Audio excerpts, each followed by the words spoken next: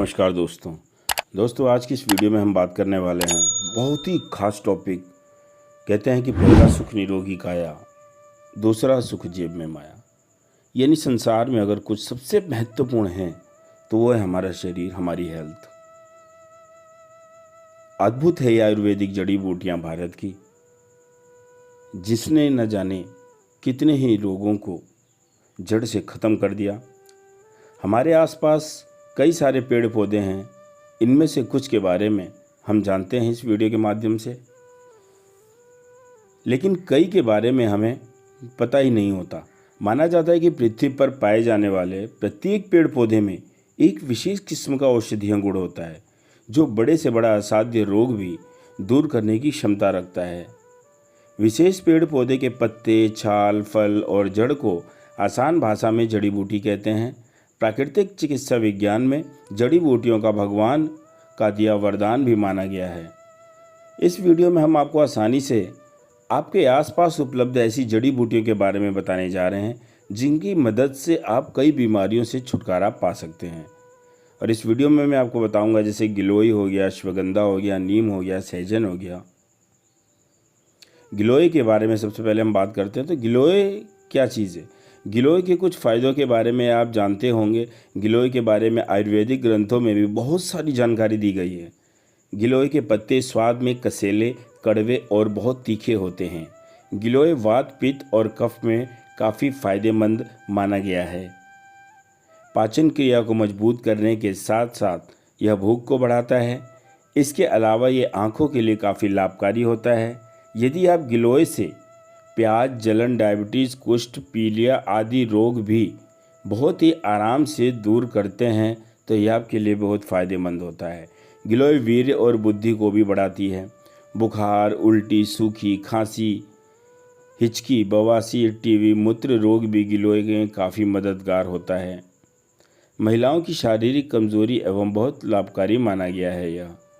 आखिर गिलोय क्या है? गिलोय अमृता, अमृतवल्ली यानी कभी न सूखने वाली एक लता है। इसका तना देखने में रस्सी जैसा होता है।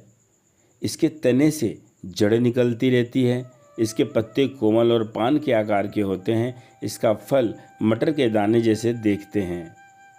गिलोय के फायदे की अगर हम बात करें तो यह लता होती है जो दूसरे पेड़ों पर चढ़ती है। कहते हैं यह जिस वृक्ष पर चढ़ती है उस वृक्ष के कुछ गुण भी इसके अंदर आ जाते हैं। इसलिए नीम के पेड़ पर चढ़ी गिलोय को सबसे अच्छी मानी जाती है। गिलोय नुकसानदायक बैक्टीरिया से लेकर पेट के कीड़े तक को खत्म करती है। और सबसे बड़ी बात, आँखों के लिए फ़ायदेमंद। गिलोय के औषधीय गुणों के कारण यह आँखों के लिए काफ़ी फ़ायदेमंद मानी गई है। इसके लिए 10 मिली गिलोय के रस में 1-1 ग्राम शुद्ध शहद और सेंधा नमक मिलाकर अच्छी तरह से पीस लें। फिर इसे आँखों में काजल की तरह लगाएं। इससे आँखों के सामने अंधेरा छाना, चुभन और काला तथा सफ़ेद मोतियाबिंद रोग ठीक हो सकता है। कान की बीमारी में भी फायदेमंद है। गिलोय कान की बीमारी में काफ़ी लाभदायक होता है। इसके लिए इसे के तने को पानी में घिसकर गुनगुना कर लें। फिर वह ठंडा होने के 2-2 बूंद अपने कान में डालें। इससे कान का मैल निकलने में काफ़ी मदद मिलती है। कब्ज़ को दूर करता है। नंबर 2, अब हम बात करेंगे अश्वगंधा की। दोस्तों, अश्वगंधा एक ऐसी जड़ी बूटी है जिसका प्रयोग कई रोगों के इलाज में किया जाता है। अश्वगंधा मोटापा घटाने के साथ साथ बल और वीर्य विकार को ठीक करने के लिए फ़ायदेमंद है। अलग अलग जगहों पर अश्वगंधा के अलग अलग प्रकार होते हैं। हालांकि असली अश्वगंधा की पहचान की इसके पौधों को मसलने पर इससे घोड़े के पेशाब जैसी गंध आती है। अश्वगंधा के पौधे 2 प्रकार के होते हैं, छोटी अश्वगंधा एवं बड़ी या देसी अश्वगंधा। इसका नाम अश्वगंधा की अगर हम संधि विच्छेद करें तो आपको समझ में आ जाएगा कि अश्व मने घोड़ा, गंधा मने गंध, यानी घोड़े के पेशाब की तरह जिसमें से गंध आने लग जाती है उसे ही हम अश्वगंधा कहते हैं।